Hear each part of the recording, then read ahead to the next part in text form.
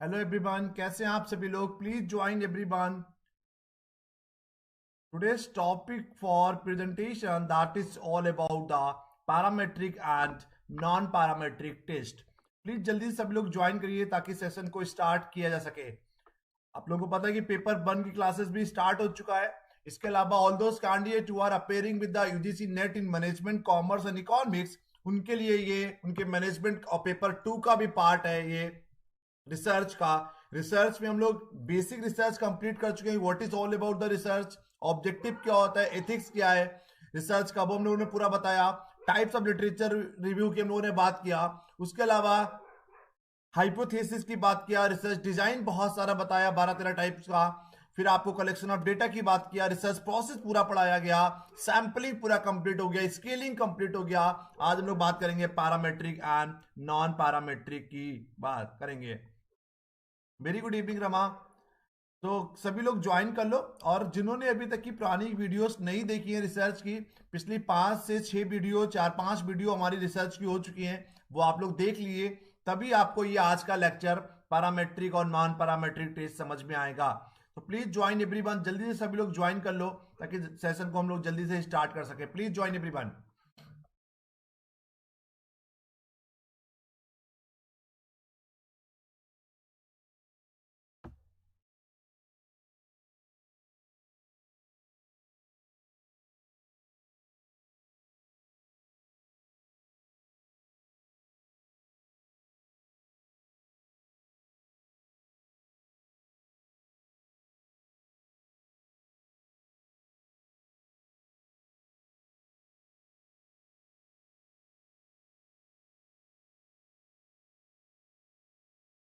ठीक है, तो प्लीज ज्वाइन एवरीवन, जल्दी सभी लोग ज्वाइन करो ताकि सेशन को हम लोग स्टार्ट करें जल्दी से. Please join everyone.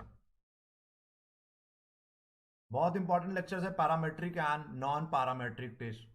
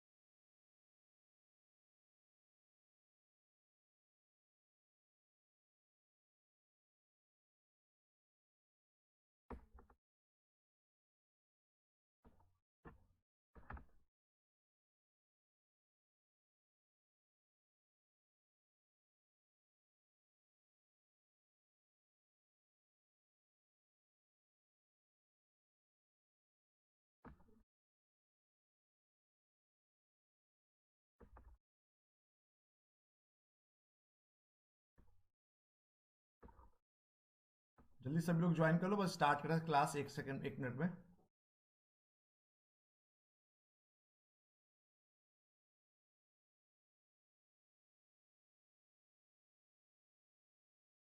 So once again, thank you so much.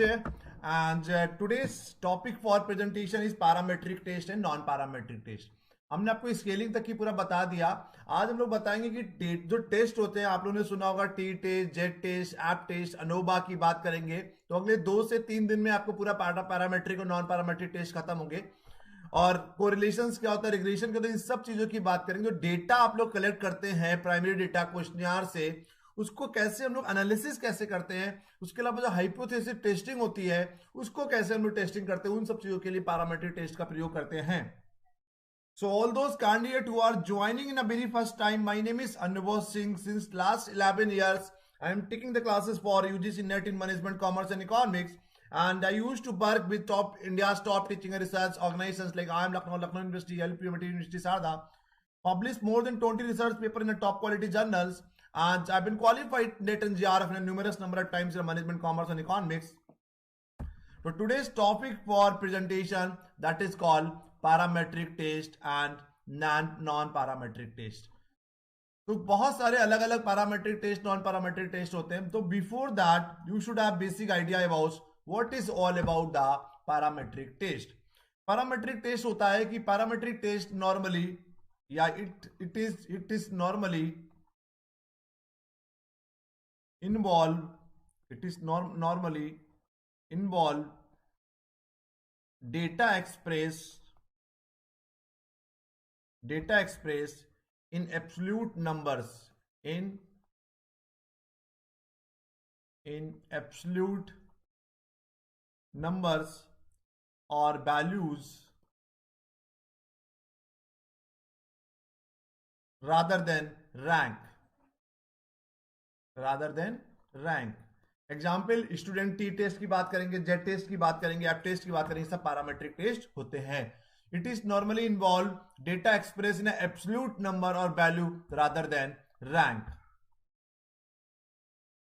Parametric test की एजम्पशन क्या होती है? पैरामेट्रिक टेस्ट जहां वहां पर यूज कर सकते हैं जहां पर हमारा डेटा नॉर्मली डिस्ट्रीब्यूटेड होता है. ये सब आपकी जो एजम्पशन है वो लिख लीजिएगा. Parametric test are restricted to data that are data हमारा are independent to one another होना चाहिए, इंडिपेंडेंट होना चाहिए, इंडिपेंडेंट टू वन अनदर, अपने आप में डेटा अपने इंडिपेंडेंट होना चाहिए वन डे अनदर.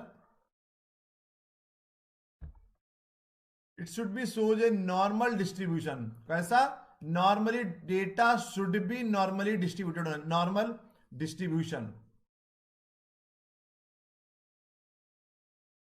और सारा का सारा डेटा और on the same continuous scale.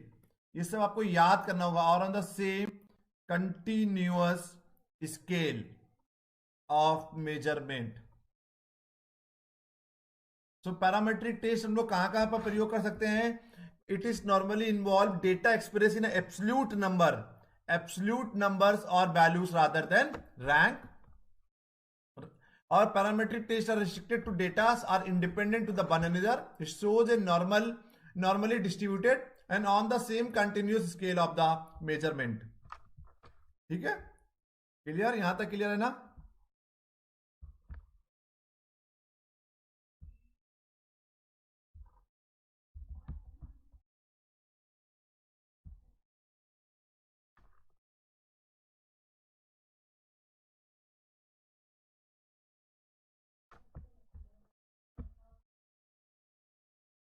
Clear?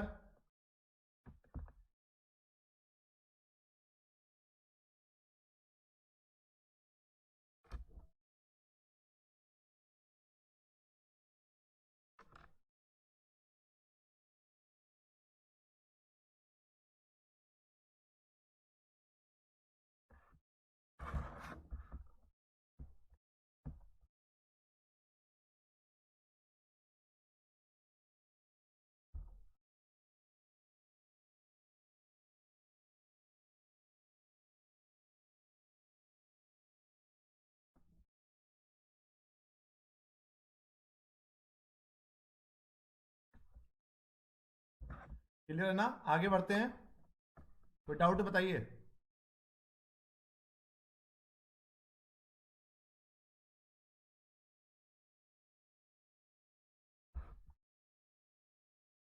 मतलब कुल मिला के बात करें कि most of the parametric test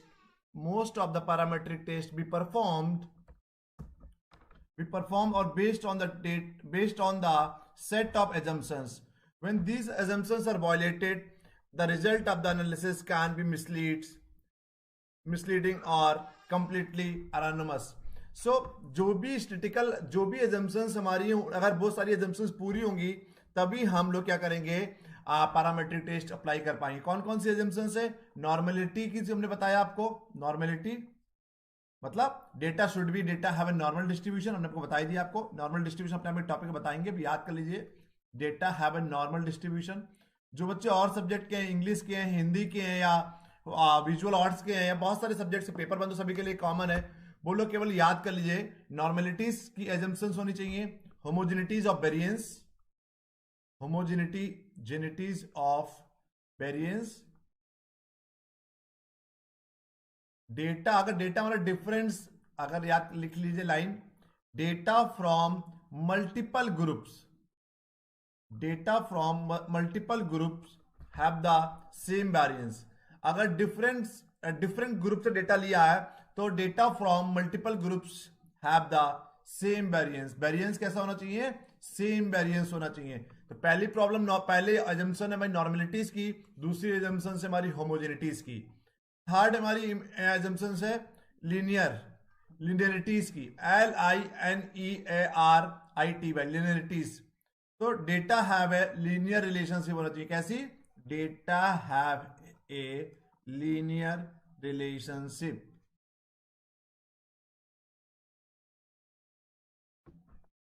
और नेक्स्ट हो गया इंडिपेंडेंसी।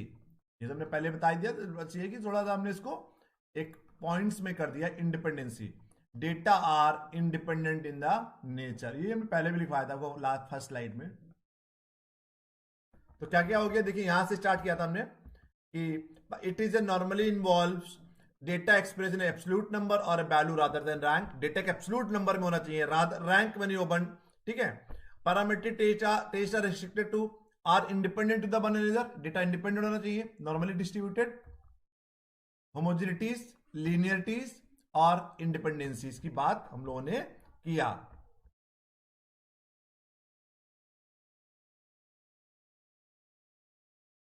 ठीक है, तो अभी आगे हम आपको टी टेस्ट की बात करेंगे, सब हर चीज की बात करेंगे। पहले आप पूरा केवल पहले आप पैरामीट्रिक टेस्ट को पूरी तरह से समझ लीजिए। जो पैरामीट्रिक टेस्ट होते हैं, parametric test are very useful, क्योंकि हम लोग मेनली पैरामीट्रिक टेस्ट ही यूज करते हैं। Parametric test are useful as these test are most powerful for testing the significance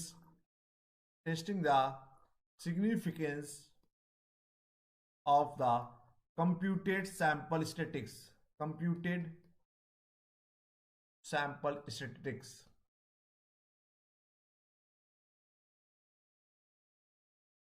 parametric test are useful has the, क्योंकि non parametric का main, उसमें जो मेन टेस्ट है केवल काई स्क्वायर, जिसको गुडनेस और फिटनेस चेक करने के लिए यूज करते हैं। उसके अलावा मुख्यतः मेनली हम लोग पैरामेट्रिक टेस्ट बहुत पावरफुल होते हैं और पैरामेट्रिक टेस्ट के हम लोग प्रयोग करते हैं।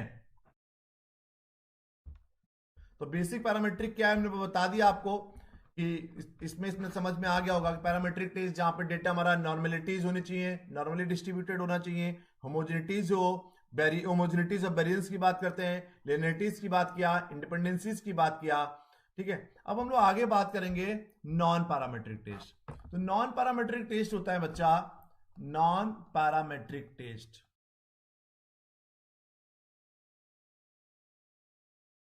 So there sometimes क्योंकि there it may be a situation, sometimes it may be a situation,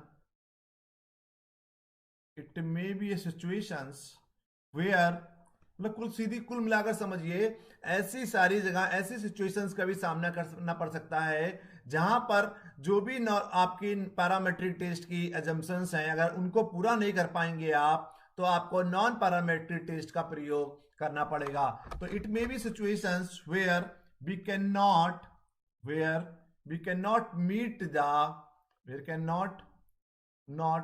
meet the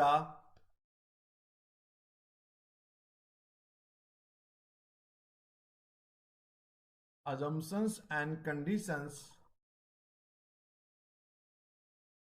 and assumption condition, and thus parametric parametric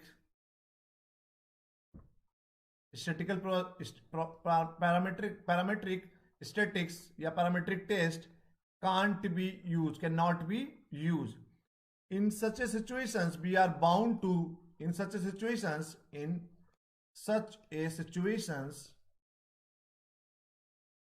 simple है, such a situations we are bound to be apply non-parametric statics मतलब आप लोग I think सभी लोग join करें ना, पहली बार बहुत सारे लोग सृष्टि सृष्टि ने पहली बार ज्वाइन किया है, उसके अलावा श्वेता और Vishakha ma'am, are you joining? आप लोग ज्वाइन कर रहे हैं ना? विशाखा मैम आप, सीमा मैम आप, आई थिंक आप लोग everybody is joining the classes, because बहुत इंपॉर्टेंट क्लासेस हैं ये सब, क्योंकि इकोनॉमिक्स में, मैनेजमेंट में, कॉमर्स में, इन सब में ये पेपर 1 का भी पार्ट है और पेपर 2 का भी पार्ट है। तो आप लोगों के लिए बहुत इंपॉर्टेंट क्लासेस हैं, मिस ना करिए सभी लोग, प्लीज डू ज्वाइन एवरीवन। तो इट मे बी, कभी ऐसी सिचुएशंस भी आ सकती हैं जहां पर आपको नॉन पैरामेट्रिक्स की एजम्पशंस को पूरा ना कर पाए, वहां पर आपको मजबूरन you are bound to be use the non parametric test. यहां पर डेटा किसी भी डिस्ट्रीब्यूशन से बिलोंग नहीं करता, तो इट कवर्स द टेक्निक्स, या ऐसे लिख लो कि data belongings to any particular distribution।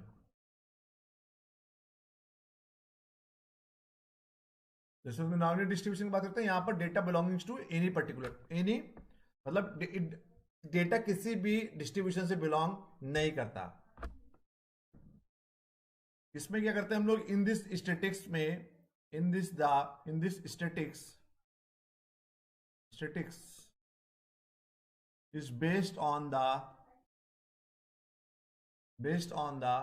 ranks of observations